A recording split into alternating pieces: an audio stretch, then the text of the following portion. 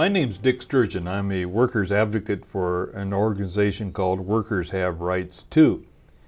We'd like to thank Morningside College and Siouxland Community Media for allowing us to do this program. Tonight we have a special guest with us. Rick Borg is here. Rick is a officer in the Labor's Union. Welcome to the program, Rick. Thank you, Dick. Good. I'm glad to be here. And what position do you hold with the union? I'm a field rep for them, and what that means is I go out in the field and check on jobs and contractors, and I'm the president of our local. And how did you get to be president? Well, I've been in the union since 1974, and in I think it was 87 or 88, I went in as a secretary-treasurer and done that for 6 years, and then when I got appointed a field rep job, the president's job was attached to it. So. All right. Now, the Labor's Union is primarily a construction union, is that correct? Yes, it is. And your office is here in Sioux City? Yes, so 3038 South Lakeport.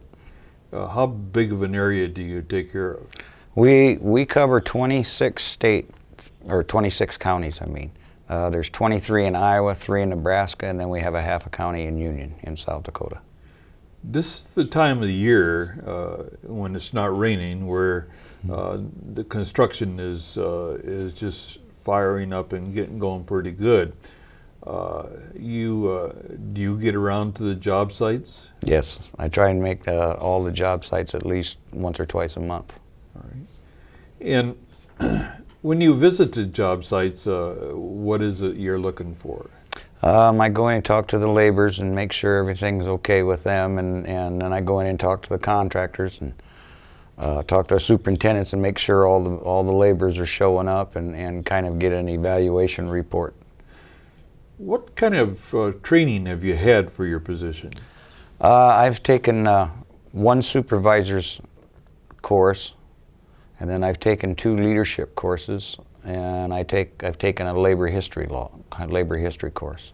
All right. When you're on the job site, do you watch for safety problems and safety hazards? Yes, that's part of our job too. One of the things that I know that happens, especially to laborers who are in the trenches and stuff, is that that there are built-in dangers to construction work, cave-ins and ditches, scaffolding that isn't erected properly and falls. Right. Are those types of things you look for? Yes, and we instruct our members that if they see anything unsafe, they're supposed to go to their foreman and have it corrected. All right. And when you get on the job site, if there's something that is unsafe and the workers haven't been able to get it corrected, do they come to you? Yes. Now, are you involved in negotiating contracts at all? I haven't been so far. I've only been in the office for a little over a year, right, but I anticipate I will be. You have a standard contract, is that correct? Yes, we do. And that's what you have the employer sign? Yep. Yes, sir. And that's binding. That's once it's signed, the employer doesn't have the right to change wages or to change benefits or anything like that. Is that correct? That's correct. What are some of the things that's provided in the contract that you deal with? We have a base scale, and then we have what is called fringe benefits, and the total package that we've got is $23, and they'll get $14.69 on their check as a journeyman, and then they have their health and welfare, their pension, their training, and LESIT that the contractor pays for out of himself. And I'm from an old industrial right. union, so construction unions are kind of strange to me, but do you have a fund that this is paid into for the health and welfare? Or Yes, we have various funds and departments in the International Labor's Union. We have a pension fund in Dallas, Texas, and our health and welfare fund for the state of Iowa is in Des Moines. and our training center is in Omaha, but our Department of Labor apprenticeship program just got moved to Des Moines. In order for a person to be a journeyman laborer, they have to go through some type of a apprenticeship program? Yes, they have to either prove to us that they have 3,000 hours of experience, or they have to go through the apprentice program. What types of duties do laborers perform on the construction site? We do the digging of the ditches, the pouring of the concrete from the truck to the forms, demolition, wind farms, pipeline. We don't have it here, but some of our other locals do asbestos and abatement, removal and renovations. When you're on a construction site, such as building one of the schools here in town or something like that, is it the laborers that are usually carrying the material and moving the material from here to there and things like that? Yes, basically, yeah. Are your members they're not allowed to do any brickwork or carpenter work or anything like that? No, our contract reads the superintendent on the project has all jurisdictional job assignments.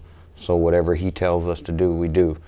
Generally, we do not cross over into another craft's jurisdiction unless it's imperative that the job gets done and they don't have enough men. Okay. Now, in your contract, do you have a grievance procedure? Yes, we do. If somebody was to be disciplined or discharged, is there something that you can do about that? They can come down and file a grievance with us, and then it goes to a board, and the board decides if it's worth continuing. But first they try to just iron out the grievance between the company and the union. All right. Now, you're familiar with job sites where there isn't unions, are you not? Yes. And on those job sites, is the employer bound to pay certain wages or not? Not unless it's on a federal funded program or a Davis-Bacon. And if a worker on a non-union project is discharged, is there anything contractual or anything that through a grievance procedure that person can do? Not from my experience. Usually from the non-union side sector of the construction trade, it's once you're fired from non-union, you're done. That's it. Now you mentioned the Bacon-Davis. That's the prevailing wage law, is it not? Yes, it is. Can you explain that to us? If a job is being federally funded and money is coming from the federal government to help do this project, then the contractor, regardless of union or non-union, has to pay the prevailing wage for that area. And the prevailing wage is determined by the Department of Labor? Yeah, in the section of the economy where you live and stuff. All right, and it would be different here than it would be in Omaha or Des Moines or Yes. Cedar Rapids. Yes. And from my experience, I know that especially when they're building the Prairie Creek, there was a lot of contractors that had part of that work and did not pay the prevailing wage. And is there somewhere that they can report that if they're not being paid? I believe it's called the Fair Contracting Association, where they can contact them to see what their wages are, and if they're awarded the project, they're supposed to turn in a monthly report to the federal government on the hours worked on the project and the pay and everything. And the federal jobs also carry other things too besides wages as benefits. I understand they got to meet the area benefits. Yes. Now, you mentioned wind farms, and that seems to be a pretty big projects nowadays. Yes. And what does the labor do in building wind farms? We have a national agreement with a company out of Minnesota that does them here in our area. And we pour the footings. They usually have a couple crews. They have a bolt crew that sets projection on bolts. They have a concrete crew that pours the concrete. And they have a what we call a swamp crew that goes out and pumps water and prepares the next sites. They help the carpenters and the iron workers with the unloading and the packing of the material, and then they do the cleanup. They do the cleaning on the fiberglass wind towers after they're up, and all the cleaning up around the sites and everything. You had some experience in that, did you not? Yes, I did. And just getting to one of those sites can be quite a chore, is it not? Yes, it is. They have to actually make a road through farmland to get to them? Yes, they put down a base for the road, and then they put white limestone rock on it, and it takes them a good time to do that, especially with all the rain this year. Now, when you get a job site like that, it's out in the boondock somewhere, is there any laws that you know of or any requirement that they have certain facilities like drinkable water or restrooms or anything? Yes, you have to have, the contractor has to have drinkable water on sites and porta potties. Okay.